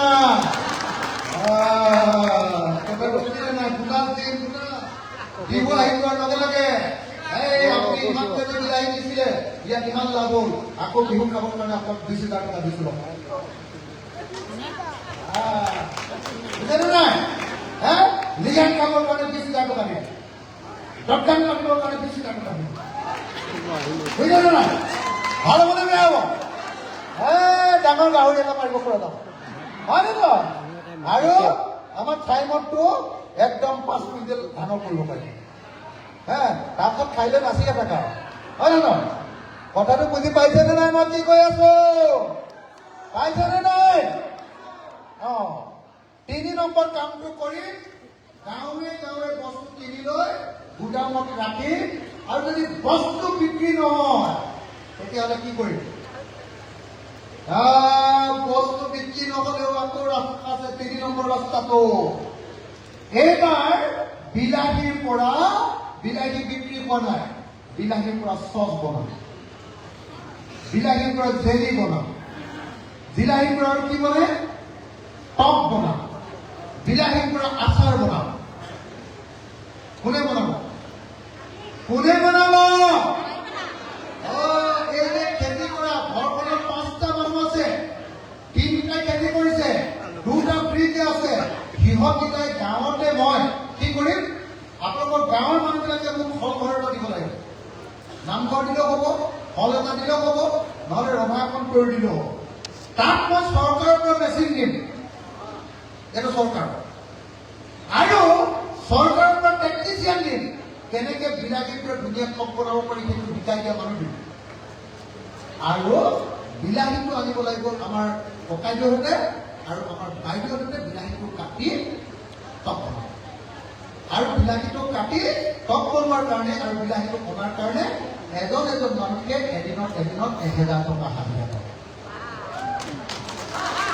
কেনে হ'ব কেনে হ'ব আমাৰ মাইকী মানুহবিলাকে যেতিয়া এদিনত 1000 পাব 30 দিনত যেতিয়া 30,000 টকা পাব মতা মানুহকেইটা এইটো চুলাই খাই আধা খৰচ কৰি পেলাব মতা মানুহকেইজন মাইকী মানুহকেইজনীয়ে পেটিকোট আৰু মেখেলা যে জাপি থৈ তাৰ ভিতৰতে এনেকে এনেকে জমা কৰি ৰাখিব হয় নে নহয় হয় নে নহয় তাৰ পাছত সেই পইচাটোৱে কি কৰিব ঘৰৰ লেট্ৰিনটো বনাম বুলি যে কৈছিলো পকা ঘৰটো যে বনাম বুলি কৈছিলো সেইফালে খেতিৰ পৰা পইচা আহিলে সেইফালে এটা মানুহে কাম কৰিলে মাহেকত 30,000 আহিলে দুটা মানুহে কাম কৰিলে কেইটা আহিলে 60,000 আহিলে এতিয়া মোক কওক হিমন্তই 1250 টকা যে দিছে হিমন্তৰ 1250 টকাটো ডাঙৰ নে 60,000 টকাটো ডাঙৰ কোনটো এতিয়া মোক কওক যে হিমন্তৰ মূৰ্তি বেছি আছে নে অখিল গগৈ বেছি মূৰ্তি আছে কাৰ বেছি আছে কাৰ বেছি মূৰ্তি আছে গতিকে কাক ললে আপোনালোকে কাক ভোট দিলে অসমৰ মানুহৰ উন্নতি হ'ব কাক দিলে ৰাইজৰ দল হয় নে নহয় এই মুখেৰে ভালকে মতা নাই কাক ভোট দিলে ভাল হ'ব ভাইৰ বেহেনক নে এই অখিল গগৈ কাক ৰাইজৰ দল হিমন্ত বিশ্ব শৰ্মাক নে এই অখিল গগৈ কাক দিব লাগিব কাক দিব লাগিব কাক দিব লাগিব এই খেতি কৰি আপোনালোকে লিডাৰ চিনিবলৈ হ'লে চিনিব লাগিব কি জানেনে নাই লিডাৰটো ভাল নে বেয়া কামৰ মানুহ হয় নে নহয় চিনিবলৈ হ'লে কি চাব লাগিব ভৰিৰ নখটো চাব লাগিব এইটো কি বুলি কয় যদি নখ চুকীয়া আছে তেতিয়াহ'লে সেই কামৰ মানুহ সি হাত পাই তাৰমানে বুজিছে নাই আৰু যাৰ নখ চুকীয়া নাই সি কামৰ মানুহ নহয় সি ঠগি পোৱা মানুহ কথাটো বুজিছে নে নাই আমাৰ ঘৰটো চবতে নখ চুকীয়া আমি হাল বাব জানো খেতি কৰিব জানো পানী মাৰিব জানো মাছ ধৰিব জানো যি কাম দিয়ে চব কামত এক্সপাৰ্ট মাইকী মানুহৰ লগতো চেলেঞ্জ খেলক আৰু নেকি বুজিছে নে নাই সেইকাৰণে মই আপোনালোকক কৈছো যদি সঁচাকে অসমখন ভাল হোৱাটো বিচাৰে আপোনালোকে ৰাইজৰ দলত ভোট দিয়ে দেই পইচাটো হিমন্তই যে এতিয়া দিছে 10,000 পইচাটো ল'ব আপুনি তাৰ বাপেকৰ ভৈনীয়েকৰ পইচা নহয় সেই পইচাটো লৈ ল'ব কিন্তু ভোটটো মৰি গ'লেও হিমন্তক ভোটটো কেতিয়া পদুমক নিদিব ভোটটো ৰাইজৰ দলক দিব ভোটটো অখিল গগৈক দিব আমি অসমীয়া জাতিটো চবকে ধনী কৰিব লাগিব এনেই 1250 টকাত আকৌ এবাৰ মোদী চৰকাৰ আকৌ এবাৰ এইবোৰ আছিলে নহয় হয় নে নহয় হয় নে নহয় এইবোৰ দিল্লীৱালা পাৰ্টি গুজৰাটী পাৰ্টি পকাৰে গ'লে নহ'ব আমি অসমীয়া মানুহে অসমৰ মানুহক লগত লৈ আমাৰ ভৱিষ্যত কৰিব লাগিব হয় নে নহয়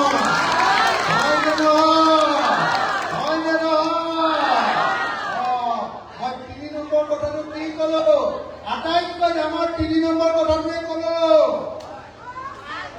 কি ক'লো 3 নম্বৰ মই আটাইতকৈ ডাঙৰ কথাটো ক'লো যে ৰাইজৰ দলৰ চৰকাৰ মানে প্ৰত্যেকখন গাঁৱতে সৰু সৰু এটা ইণ্ডাষ্ট্ৰী খুলি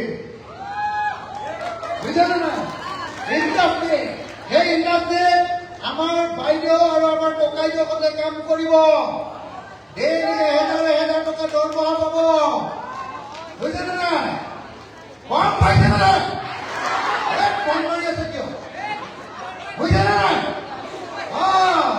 পুৰা আপোনালোকে মনত ৰাখিব দেই মনত ৰাখিব চবে দৰমহা পাব গাঁৱে গাঁৱে আৰু কেনেকুৱা ইণ্ডাষ্ট্ৰী খুলি লওক অকল বিলাহী নহয় আমাৰ মনত ৰাখিব দেই আমাৰ আহোমৰ সাজপানী ইণ্ডাষ্ট্ৰী আমাৰ মিচিঙৰ চাই বনৰ ইণ্ডাষ্ট্ৰী বুজিছেনে নাই আৰু আমাৰ ভীমকল কোনে ভীমকল খাই ডাঙৰ হৈছিলে সৰু কালত কোনে ভীমকল খাইছিলে হাতখন ডাঙৰ খাইছিলে নে নাই মই অকল দুটা বস্তুৱে খাইছিলো সৰু কালত মাৰ গাখীৰ আৰু ভীমকল বুজিছে নাই মই সেইকাৰণে তেতিয়াৰ পৰা সপোন দেখি আহিছো যে মই যেতিয়া ডাঙৰ হ'ম তেতিয়াই মই অসমত ভীমকলৰ পৰা বেবী ফুড বনোৱা চেনেলেক বনোৱাৰ ইণ্ডাষ্ট্ৰী বনাম। বুজি পাইছেনে নাই? এইটো বেলেগ ইণ্ডাষ্ট্ৰী হ'ব। আমাৰ কঁঠালৰ পৰা যদি আমি বেবী ফুডৰ ইণ্ডাষ্ট্ৰী বনাওঁ, কঁঠাল হয়নে নহয়? আৰু ভীমকলৰ পৰা বেবী ফুডৰ ইণ্ডাষ্ট্ৰী বনাবৰ কাৰণে মিচিং মানুহে নিজৰ মাটি খৰচেই কৰিব নালাগে, মথাউৰি পাৰে পাৰে ভীমকল গছ ৰুই দিলেই হ'ব। হয়নে নহয়? আৰু ৰাস্তাৰ কিনাৰে কিনাৰে ৰেল আলিৰ কিনাৰে কিনাৰে ভীমকল ৰুই দিয়ক, আমাৰ নিজৰ মাটি খৰচ নকৰোঁ, তাৰ পৰাই ভীমকল কাটি আনি গাঁৱত ইণ্ডাষ্ট্ৰী বনাম। আমাৰ ইণ্ডাষ্ট্ৰীৰ পৰা আমি চেৰেলেক বনাম, হৰলিক্স বনাম, আৰু সেইটো গৈ আমেৰিকাত বিক্ৰী কৰি আমাৰ গাঁৱৰ মানুহ প্ৰত্যেকটো ধনী কৰি পেলাম। মোদীয়ে ভাবিছে সি অকল গুজৰাটী বেপাৰী, অসমীয়া মানুহৰ মূৰত কি আছে গম পাবি বাৰু। এবাৰ চৰকাৰ বনাই নাপাওঁ। হয়নে নহয়? হয়নে নহয়?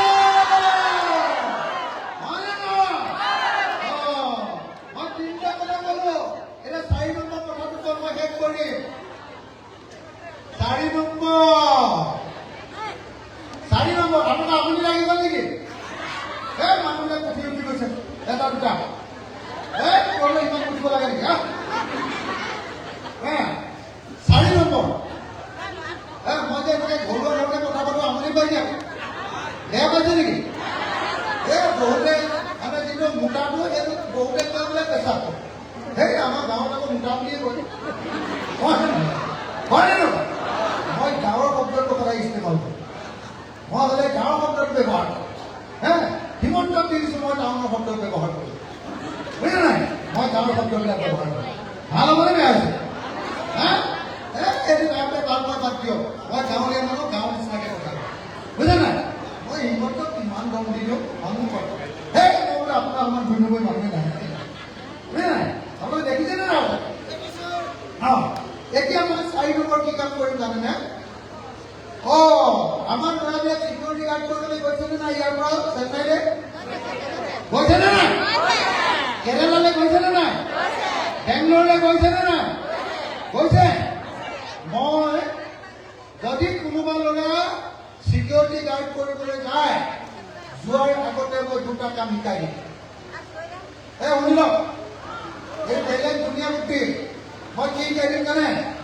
প্ৰথমতে মই এবছৰৰ ভিতৰত চেন্নাইলৈ যোৱাৰ আগতে, বেংগলোৰলৈ যোৱাৰ আগতে প্ৰথমতে হিন্দী আৰু ইংৰাজীটো ক'বলৈ শিকাই দিম। ভাল হ'বনে বেয়া হ'ব? 2 নম্বৰ মই কি শিকাই দিম?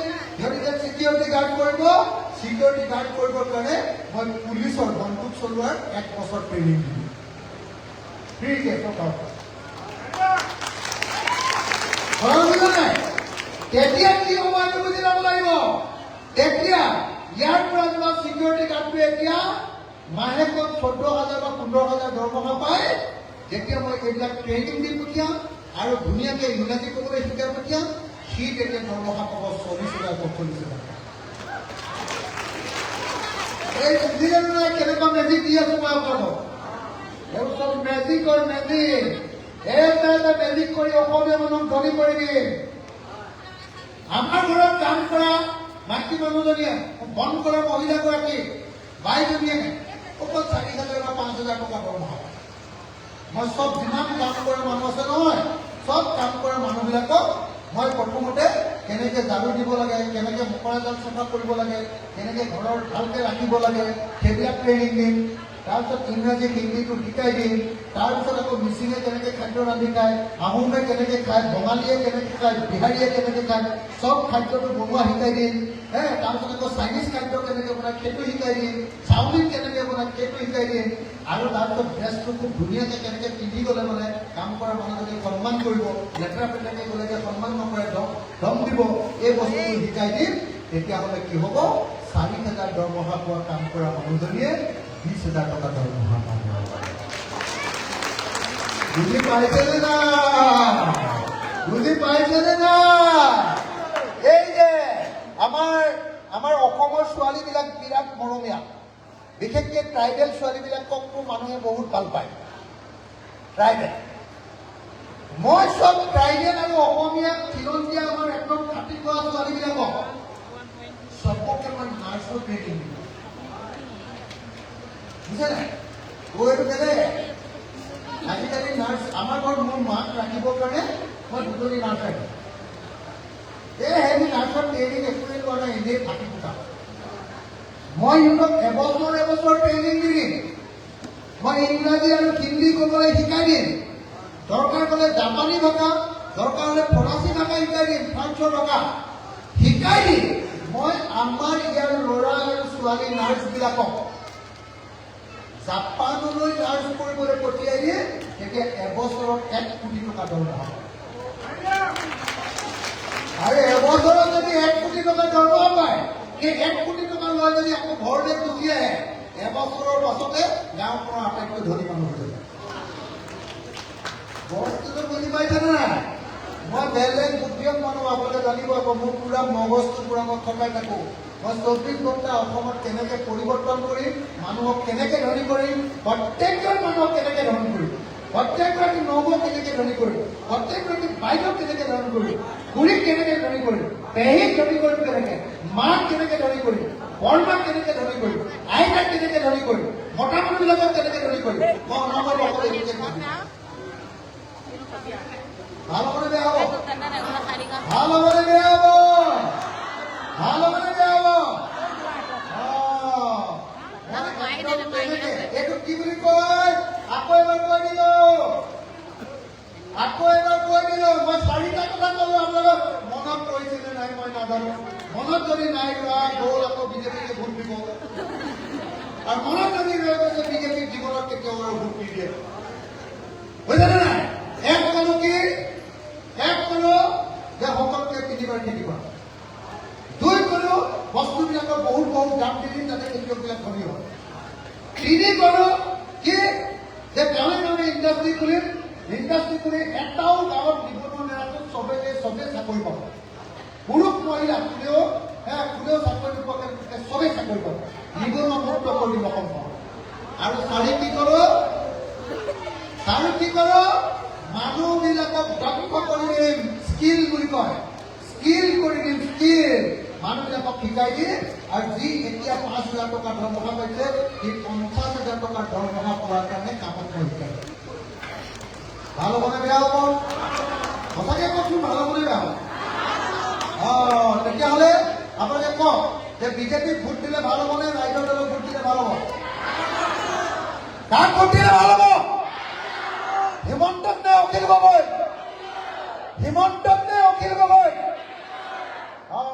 সেইকাৰণে অখিল গগৈক আপোনালোকে ভোট দিয়ক ৰাইজৰ দলক ভোট দিয়ক মই 5 বছৰৰ ভিতৰত মাৰ কচম কৈছো 5 বছৰৰ ভিতৰত যদি অসমৰ চব মানুহ মিচিং মানুহ বড়ো মানুহ কাৰ্বি মানুহ বিহাৰী মানুহ আহোম মানুহ বাঙালী মানুহ চুতীয়া মানুহ যিমান মানুহ আছে চাৰপঞ্চী মানুহ যিমান মানুহ আছো যিমান মানুহক যদি মই ধনী কৰিব নোৱাৰো মোৰ কাণখন কাটি আপোনালোকে ৰ'দত শুকুৱাই অসমীয়া ভেটি কয়নে নকয় কাণ কাটি শুকুৱাব বুলি কয়নে নকয় মই এইটো মানে আপোনালোকক বুজিবৰ কাৰণে কৈছো ধৰিব পাৰিছেনে নাই তেতিয়া মই আৰু বেছি দীঘলীয়া নকৰো মই অকল 2-3টা বাক্য কৰি শেষ কৰি দিম এতিয়া আকৌ কথাকেইটা শুনিলে নহ'ব এইবাৰ চিচি গড়গাঁও বিধানসভা সমষ্টিটোত ৰাইজৰ দলে ইলেকশ্যন খেলিব কি কৰোঁ কংগ্ৰেছ ৰাইজৰ দল AJP CPI CPM CPIM APICLC এই 7টা দলৰ হৈ এইবাৰ চিচি গাঁও সমষ্টিটো আমি বিচাৰিছো আমাৰ ৰাইজৰ দলৰ প্ৰতিনিধি বিচাৰিছো আৰু মোৰ বিশ্বাস আছে যে চিচি গাঁও সমষ্টিটো আমি পাম আৰু যদি চিচি গাঁও সমষ্টিটোত গোটেই বিজেপি বিৰোধী গোটেই দলবিলাকে মিলি যদি ৰাইজৰ দলত অখিল গগৈ ইলেকশ্যন খেলাব খোজো আমি আমাৰ কেণ্ডিডেটজনক জিকাব পাৰিম নে নোৱাৰিম পাৰিম নে নোৱাৰিম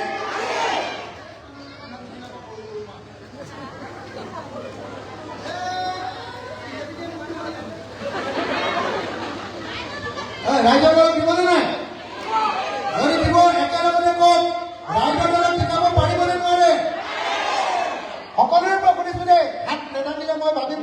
কৰিব লাগিব। ৰাইজৰ দলক এবাৰ ভোট দিবনে নিদিয়ে? ৰাইজৰ দলক জিকাব পাৰিবনে নাই? ৰাইজৰ দলক এবাৰ চিঠিবৰ গাঁৱত জিকাবনে নাই? ৰাইজৰ দল জিন্দাবাদ, ৰাইজৰ দল জিন্দাবাদ, ৰাইজৰ দল জিন্দাবাদ। জয় আইয়প্পন, জয় আইয়প্পন। এবাৰ জয় শ্ৰীৰাম পাৰ্টিক খেদিম আৰু জয় আইয়প্পন ইয়াত লগাম। ভাল হ'বনে? কাক খেদিম বুলি ক'লো? জয় শ্ৰীৰাম পাৰ্টিটোক খেদিম আৰু জয় আইয়প্পন আনিম। কি ক'লো? আপোনালোকে মাতিব লাগিব। জয় শ্ৰীৰাম পাৰ্টিক খেদিম আৰু জয় আইয়প্পনক আনিম। কি বুলি ক'লো? আকৌ ক'ত চবে একেলগে? জয় শ্ৰীৰাম পাৰ্টিক খেদিম, জয় আইয়প্পনক আনিম। অসমৰ পৰা জয় শ্ৰীৰাম পাৰ্টিক খেদিম। জয় শ্ৰীৰাম পাৰ্টিক খেদিম নে নেখেদিম? জয় আইয়প্পন পাৰ্টিক আনিম নে নানিম? আনিম নে নানিম? হিমন্তক লাগে নে অখিল গগৈক লাগে? হিমন্তক লাগে নে অখিল গগৈক লাগে? হিমন্তক লাগে নে অখিল গগৈক লাগে? তেতিয়াহ'লে একদম হ'বনে নহ'ব কথাটো? পিছত গৈ আকৌ 1250 টকালৈ উল্টা বাটৰ মাৰিলে নহ'ব, হয়নে নহয়? এতিয়া একটো আপোনালোকক মই শপত খুৱাই দিলো, পিছত চাব আকৌ মোৰ তাত ভগৱান আছে আকৌ উল্টা পুল্টা কৰিলে কৰিলে গম পাইছেনে নাই? চবে শপত নাই পাবি উল্টা পুল্টা নকৰো বুলি। পইচা যিমান আছে হিমন্তৰ পৰা খাই দিয়ক, ভোটটো আমাৰ, হয়নে? এতিয়া 2 নম্বৰ, অকল ভোটটো দিলে নহয়, আমাৰ কেণ্ডিডেটবিলাকক জিকাবৰ কাৰণে গাঁৱৰ চব মানুহকে বুজাবলৈ পাৰিব। আমাৰ ৰাইজৰ দিনত ভোট দিব লাগে বুলি আপোনালোকে আমাৰ দলৰ কৰ্মীবিলাকে গাঁৱে গাঁৱে গৈ গাঁৱৰ মানুহবিলাকক বুজাব পাৰিবনে নাই? ইয়াত বহুত মিচিং মানুহ আছে, মই মিচিং ৰাইজক সুধিছো অখিল গগৈক এবাৰ ভোট দিবনে নিদিয়ে? আৰু মই মিচিং ৰাইজক সুধিছো আপোনালোকে গৈ মিচিং মানুহখিনি একলগ কৰি অখিল গগৈ পাৰ্টিক ভোট দিব লাগে বুলি ক'বনে নক'ব? হৈ গ'ল। আৰু আমাৰ আহোম পাৰ্টি কিমান আছে? আহোম মানুহবিলাক আছেনে নাই? ভোট দিবলৈ নিদিয়ে? আৰু চুতীয়া মানুহ আছেনে নাই? চুতীয়া, আহোম চুতীয়া আমি ভাই ভাই, হয়নে নহয়? আৰু অসমীয়া মানুহ ভাই ভাই। এতিয়া গোটেইখিনিয়ে দিব লাগে। মই বেছি দীঘলীয়া নকৰোঁ। মই আপোনালোকে মোৰ সমষ্টিত কি কৰিছোঁ জানে নাই? মোৰ সমষ্টিত চব মহিলাবিলাক আৰু পুৰুষবিলাক ওলাইছে। মই এখন চিঠি লিখি দিছোঁ যে ৰাইজ মোক ভোট দিয়ক। ধুনীয়াকৈ লিখি দিছোঁ, কিবা কিবি লিখি দিছোঁ, আপোনালোককো লিখি দিম। লিখি দিয়াৰ পাছত যিবিলাক মানুহে মোৰ হৈ কেম্পেইন কৰিবলৈ গৈছে তেওঁলোকৰ মোবাইলটোত মই এটা হেৰি ভৰাই দিছোঁ, এটা ছফ্টৱেৰ ভৰাই দিছোঁ মোবাইলত ছফ্টৱেৰটো ভৰাই দিছোঁ যে মোৰ হৈ যে শিৱসাগৰৰ মানুহক ভোট বিচাৰি গৈছে, মোৰ হৈ যোৱা মানুহজনে কি কথা কৈছে আৰু ভোট বিচৰা যিজনক বিচাৰিছে তেওঁ মোৰ বিষয়ে কি কৈছে, চব কথা ভোট কম্পিউটাৰত আহি আছে। বুজেনে নাই? সেইটো আহি আছে। মই আপোনালোককো এইটো কৰি দিব খোজো যে চিচিবৰ গাঁৱত যিমানে ৰাইজৰ দলৰ কাম কৰিবলৈ যাব তেওঁলোকৰ মোবাইলত মই এই এপটো ভৰাই দিম। এপটো ভৰাই দিলে আপোনালোকে যদি গণ্ডগোলীয়া কথা পাতে মই শুনি থাকিম। আৰু কোনে ভোট দিম বুলি কৈছে, কোনে নিদিম বুলি কৈছে সেইটোও মই গম পাই থাকিম। ভাল হ'বনে বেয়া হ'ব? মই আপোনালোকক সকলোকে, মোৰ কৰ্মীসকলক সকলোকে, আমাৰ দলৰ কৰ্মীসকলক, আমাৰ দলৰ সমৰ্থকসকলক, শুভাকাংক্ষীসকলক মই সকলোকে হাতযোৰ কৰি নমস্কাৰ কৰি সেৱা জনাই মই সকলোকে অনুৰোধ জনাইছোঁ 2026ত চিচিবৰ গাঁও সমষ্টিটো মোক লাগে। চিচিবৰ সমষ্টিৰ পৰা অখিল গগৈক এজন বিধায়ক লাগে, ৰাইজৰ দলক এজন বিধায়ক লাগে। আপোনালোকে চিচিবৰ গাঁও সমষ্টিৰ পৰা আমাৰ দলীয় কৰ্মীসকলে এজন বিধায়ক শিকাই দিব পাৰিবনে নোৱাৰে? মই আকৌ ক'লো, যিজনক দলে অখিল গগৈয়ে চহী কৰি যিজনক টিকেট দিব সেইজনকে জিকাব লাগিব দেই। বোলে এই আমাৰ পাৰ্টিকে দিব লাগিব এইটো নহয়। দলে বহুত দিনত লাগি আছে, এজনকে দিব পাৰিব হয়নে নহয়? যাকেই দিয়ে ৰাইজৰ দলৰ পৰা যিজনক দিয়ে তেওঁকে জিকাব লাগে। জিকাবলৈ নিজিকায়? জিকাবলৈ নিজিকায়? জিকাবলৈ নাই? এতিয়া একো নিদিওঁ। যদি জিকাই নহয়, একে লগতে ইমান ডাঙৰ এটা ভোজখাত নহয়, অতি কমেও 200টা গাহৰিয়ে মাৰে।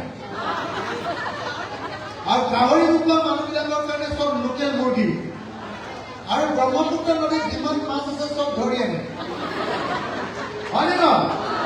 একদম এসপ্তাহ অকল মাছেই মাৰি থাকি যিমান পইচা লাগে দি একে লগতে এনেকুৱা এটা ভোজ খাম নহয়, একদম পৃথিৱীত ৰেকৰ্ড হৈ যাব।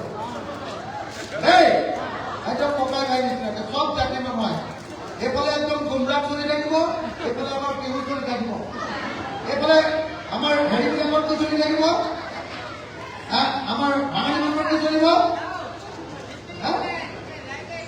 ধেমাল বাঙালী মানুহৰ ধেমাল আৰু নেপালী মানুহৰ কি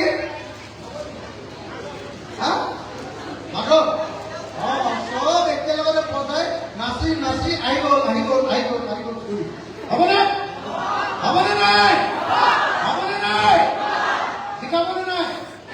যদি জিকাই সকলোকে কিনোকৈ এবাৰ শপত ল'বলৈ অনুৰোধ কৰিছো। এইবাৰ পচাই লৈছো পুৰা।